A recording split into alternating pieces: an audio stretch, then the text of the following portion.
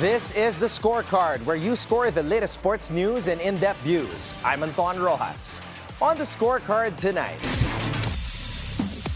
Filipina skateboarding prodigy Mazel Paris Alegado strikes gold at the 2025 Exposure Skate Women's Bowl Open.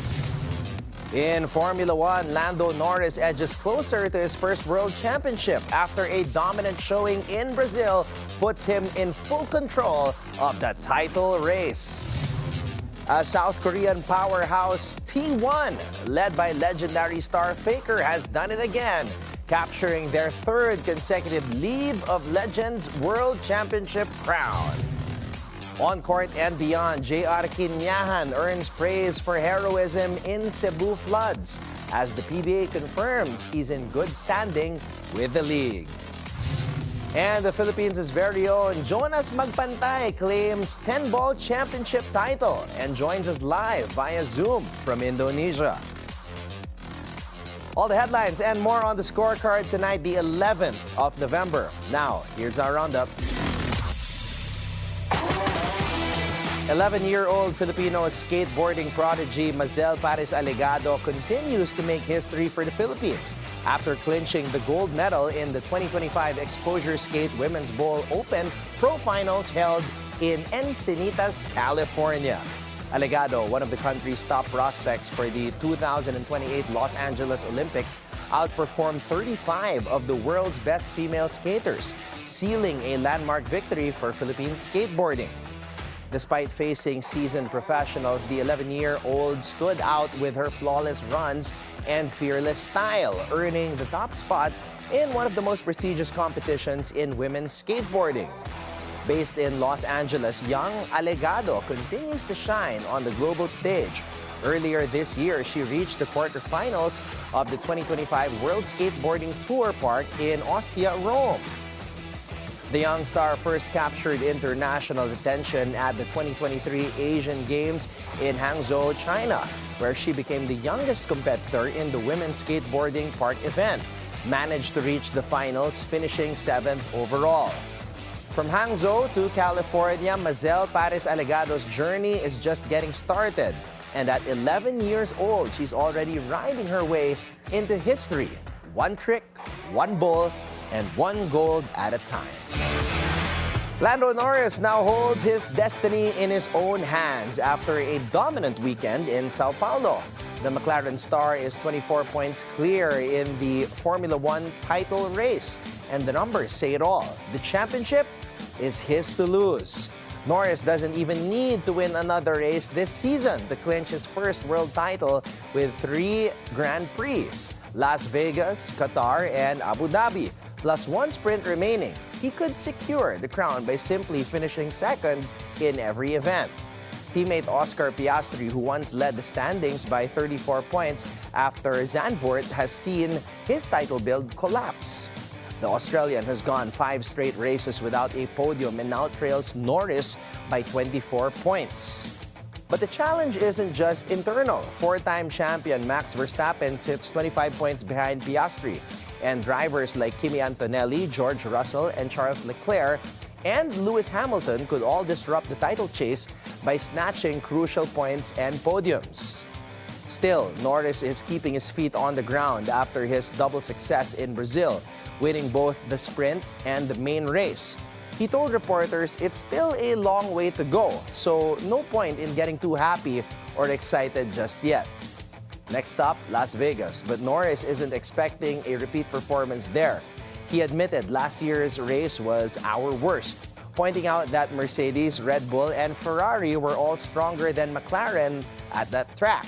Still, he said the team has improved massively this season and is optimistic for Qatar and Abu Dhabi.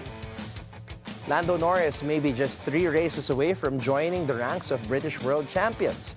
But as he puts it, the job's not done. For now, the young Brit keeps his head down, his eyes forward, and his hands steady on the wheel as the road to the title hits its final turn. South Korean powerhouse T1, led by legendary star Faker, has done it again, capturing their 3rd consecutive League of Legends World Championship crown after a nail-biting final against KT Rolster in Chengdu, China. T1's victory came after a grueling 5-game thriller that stretched nearly 5 hours. The series stood at 2-2 before T1 surged ahead in the decisive match, making history as the first team ever to win 3 straight world titles. Faker, whose real name is Lee Sang-yuk, remained humble after the win, saying he simply focused on playing his game and that he was grateful that victory followed as a result. The clash also revived South Korea's iconic telecom derby, a rivalry rooted in decades of competition between the communication giants that own both teams, a battle that began long before League of Legends, back in the country's StarCraft era. As Faker lifted the trophy high into the air, fans watching from LOL Park in Seoul burst into celebration. The 29-year-old superstar securing his 6th World Championship, the most by any player in esports history. The win ensures that the Summoners Cup returns to Seoul after all Chinese contenders were eliminated earlier in the tournament, a result that stunned the host nation. Three straight titles, 6 world crowns for Faker, and a dynasty that just won't stop. For T1 and for South Korea, this is more than a win. It's a legacy and a legend that continues to grow. The Heat win at the buzzer. Andrew Wiggins sent the Kaseya Center into a frenzy, slamming home a lob pass dunk at the buzzer as the Miami Heat escaped the Cleveland Cavaliers 140-138 in overtime. With just 0.4 seconds left, Miami's Nikola Jovic inbounded the ball. Wiggins curled off a screen, lost his defender DeAndre Hunter, and soared for the winning jam as time expired. The crowd erupted, the bench cleared, and Wiggins, who finished with 23 points, sealed one of the most dramatic finishes of the season. Norman Powell led the Heat with 33 points. Kel'el Ware pulled down a career-high 19 rebounds. And Jaime Jaquez Jr. added 22 points and 13 boards as Miami stayed undefeated at home 5-0. Mitchell starred for Cleveland with 28 points, 15 rebounds, and 8 assists. But his heroics were outdone by one final perfect play. 1 pass, 1 cut, and 1 slam. Andrew Wiggins put the exclamation point on Miami's thriller, a buzzer-beating dunk that turned a classic into a moment for the highlight reels. Meanwhile, buzzer, ball game, magic, win. Desmond Bain called game, draining a 3-pointer from the right wing as time expired to lift the Orlando Magic past the Portland Trail Blazers 115-112. After nearly blowing a 9-point lead in the final 2 minutes, Bain redeemed himself, catching the inbound from Franz Wagner and nailing the dagger as the buzzer sounded. Paolo Banchero led Orlando with 28 points and 9 rebounds, while Bain added 22 points and 7 assists, including that ice-cold game winner. Franz Wagner and Wendell Carter Jr. each chipped in 19 points and 9 boards as the Magic won for the 4th time in 6 games. Shaedon Sharpe fired 31 points for Portland. Denny Advia had 27 and Jeremy Grant scored 17, but their 4th quarter surge fell just short. After trailing 110-101, Portland erupted for an 11-2 run, taking a 112-110 lead on Grant's 3-point play with just 5 seconds left. Banchero responded with a driving layup to tie it, missed the free throw, and then, after a Trailblazers turnover with 1.2 seconds left, Orlando had one last shot. Wagner inbounds, Bain catches, releases. Splash! The crowd exploded as the Magic secured the win at the Horn. Perfect pass, a cold-blooded shot, and one Magic moment to seal it. Desmond Bain, the hero in Orlando, proving that sometimes all you need is 1 second, 1 shot, and 1 shining win. Head above history, Aguilas Umak goalkeeper Timothy Shiraoka made PFL history, becoming the first goalkeeper ever to score in the league. And he did it with a 98th minute header that shook the stadium. The crowd was on its feet, and Aguilas were seconds away from defeat until their keeper decided it was time to fly. The free kick curled in. Shiraoka leaped high, and his head met destiny. For the first time in Philippine Football League history, a goalkeeper scored. Not just any goal, but a last-gasp equalizer that salvaged a point for Aguilas' Umak in cinematic fashion. Shiraoka shared that he played as a field player until age 14, and that this moment, this goal, had always been a secret dream come true. According to him, when the free kick came, he just went for it. It wasn't planned, it was pure instinct. He recalled that the moment the whistle blew, he ran forward. Some teammates even tried to stop him, but after getting the go-ahead from the bench, he charged in. Then came the moment that froze time, a high, looping cross, a fearless jump, and a header that will forever live in PFL history. He admitted that he could barely remember what happened right after the header. He was so excited that everything felt like a blur. He simply thought, if he could head it clean, something might happen. When he rewatched the moment online, he couldn't help but laugh, seeing angry faces, happy faces, and every emotion in one scene. The goal did more than earn a draw. It ignited belief. He said that a team capable of turning a losing match into a draw is a strong one. And that's what the Aguilas showed that night.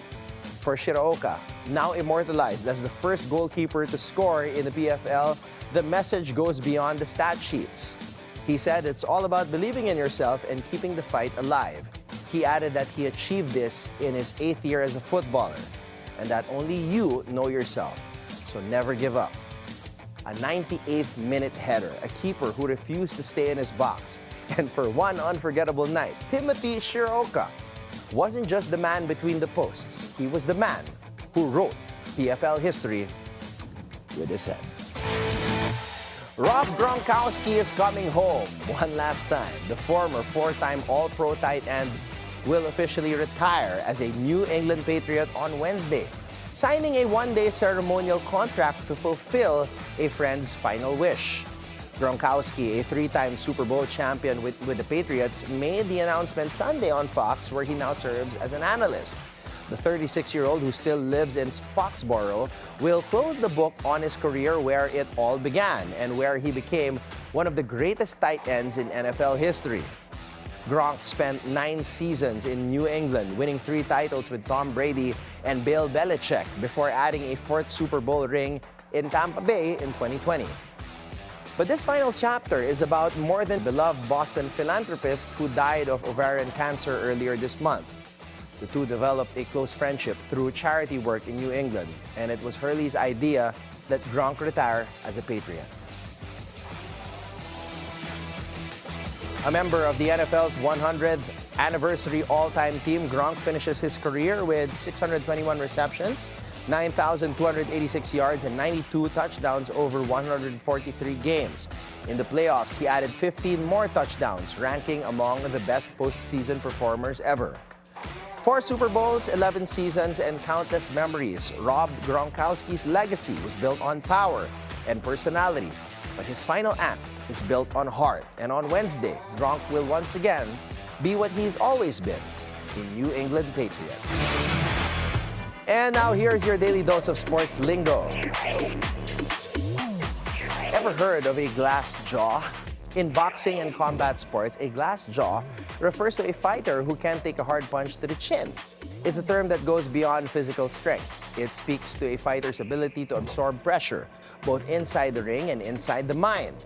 Having a glass jaw doesn't mean you lack heart. It just means you've got to fight smarter. Lean on defense, speed, and strategy. Because in boxing, one punch can change everything. And that, my friends, is why a glass jaw is every fighter's worst enemy. One hit, one moment, and the dream can shatter in an instant. It's time for our off-court buzzer. A hero on and off the court, former PBA big man J.R. Quinahan earns praise for his heroism during the floods in Cebu. Here's our sports correspondent Zeus Valdez with this report. There is no suspension imposed by the Philippine Basketball Association on veteran big man J.R. Quinahan. That confirmation comes directly from PBA Commissioner Willie Marcial, putting to rest online claims that the Cebuano center remains under disciplinary action. In a post on X, commentator Quinito Henson said Commissioner Marcial personally verified that Quinahan is in good standing with the league. Cebu-based sports reporter Glendale Rosal later clarified that NLEX had simply cut ties with Quiñahan after he was caught joining unsanctioned local games known as Panalay. The PBA had already fined him for the violation but never issued a suspension. Off the court, Quiñahan made headlines once again, this time for an act of heroism. During the recent floods in Cebu, he helped rescue children and elderly residents trapped by rising waters. According to Henson, Quiñahan emerged a hero in the Cebu flood catastrophe, saving kids and elderlies instead of his belongings. PBA legend Ramon Fernandez also confirmed that one of those rescued was former PBA player Boy Cabahug's aunt. Fans have since flooded social media with praise saluting Quiñahan's courage and calling for his possible PBA return. From court battles to community service, J.R. Quiñahan continues to make his presence felt. A reminder that true greatness isn't just measured by points or rebounds, but by heart and humanity. Reporting for the Scorecard, I am Zeus Valdez, Bilyonaryo News Channel. Up next, the Atlantic ignites once more as the Philadelphia 76ers take on the Boston Celtics. A matchup poised to be another instant classic. We're about to find out what's going to happen. You know the drill. Tune and lock in, and as always, keep your eyes on the prize.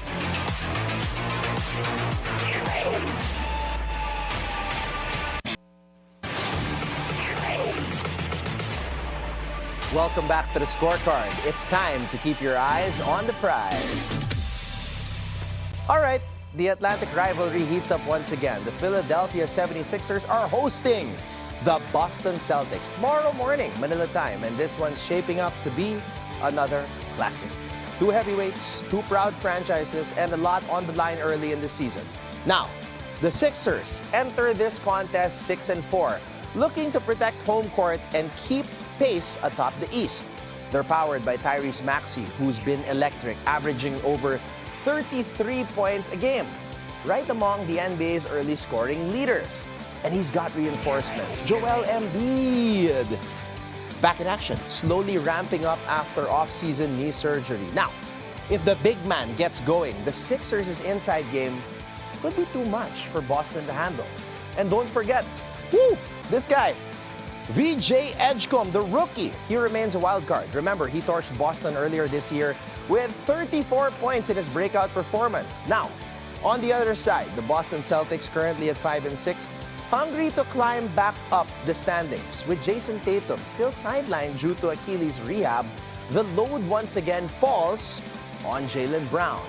Brown's been carrying the flag, averaging nearly 28 points per game, and doing it on both ends. Derek White continues to be Boston's tone setter, hitting clutch threes and playing relentless defense. And tomorrow, he'll have his hands full again, trying to slow down Tyrese Maxey as the point of attack. And here's what makes this matchup extra spicy. These two teams have already met twice this season. Both games decided by just 1 point. They've split the series one apiece, every possession, every rotation, and every late game decision is going to be magnified. Now, let's look at both squads' previous games. Boston first. The Celtics just escaped Orlando with a 111-107 win, thanks to clutch shooting and composure down the stretch. Jaylen Brown, that guy right there, led the charge with 27 points, attacking from all angles. But the real story came in the final minute. Derek White and rookie Jordan Walsh delivered back-to-back daggers from deep. White buried a triple with 45 seconds to go. Then Walsh iced it with another. 13 seconds left, that sealed the win and silenced the Magic crowd. Boston's bench also came up huge. Luka Garza added 16 points and 8 rebounds in just 17 minutes, part of a crucial 13-0 run that gave the Celtics control late. And while Paolo Banchero poured in 28 points for Orlando, Boston's three-point firepower proved too much. The Celtics hit 13 of 33 from deep, including 5 triples in the final period. Meanwhile, the Philadelphia 76ers, they're coming off a tough one. A 111-108 loss to the East-leading Detroit Pistons. With Joel Embiid resting for knee management, Tyrese Maxey carried the load, erupting for 33 points and 7 assists, drawing MVP chants from the home crowd. But Cade Cunningham, he had other plans. 26 points, 11 assists, and a fadeaway dagger with 16 seconds left to steal it. Jalen Duren added 21 points and 16 boards, and Detroit's defense locked in, forcing 19 Sixer turnovers, holding Philly to just 42% shooting. It was a lesson in composure and depth for the Sixers, a reminder that without Embiid, every possession counts. Now, with their star center back in the lineup, the Sixers are motivated to bounce back. But first, they'll face a familiar and dangerous rival. And now, let's get to the key storyline. This one's all about the backcourt battle. Tyrese Maxey versus Derek White. Maxey, the Sixers' rising superstar, averaging over 33 points per game. White, Boston's defensive backbone, and one of the most disciplined stoppers in the league. White's defensive metrics back it up. A 112.1 defensive rating and averaging almost 34 minutes per game. He studies tendencies, cuts off drives, forces elite guards into contested pull-ups. But Maxey's quickness, downhill burst, and pull-up range make him a nightmare, even for great defenders. Now, if White can limit Maxey to jumpers and keep him off the line, that could tilt the game Boston's way. But if Maxey breaks free early, Philadelphia could dictate tempo and rhythm, especially with Embiid drawing double teams inside. This isn't just guard versus guard. It's the battle for control of the game itself. And let's not forget the bench. For Boston, you've got Luka Garza, Hugo Gonzalez, and even Nimias Queta. They have quietly become a solid second unit, bringing energy and scoring. For Philly, still a work in progress. They'll need Kelly Oubre Jr. and the reserves to provide a spark when Maxey rests to avoid those long, costly droughts. Both earlier meetings this season decided by 1 point. Boston showed poise late against Orlando. Philly, turnovers cost them the game versus Detroit. Whichever team stays composed in the final 2 minutes will likely take control of this season series. One thing's for sure, expect a grinded-out, playoff-style battle even in November. It's Sixers and Celtics, round 3. Two rivals, one statement game. Who take control in the East? Before we go, think on this. From Olympic track and field legend Jesse Owens. He says the battles that count aren't the ones for gold medals. The struggles within yourself, that's where it's won or lost. And with that, thank you for joining us tonight. We'll see you again tomorrow on The Scorecard, where sports is our business and business is our sport on the Bilyonaryo News Channel. This is Anton Roxas. Have a blessed evening, everybody. Good night.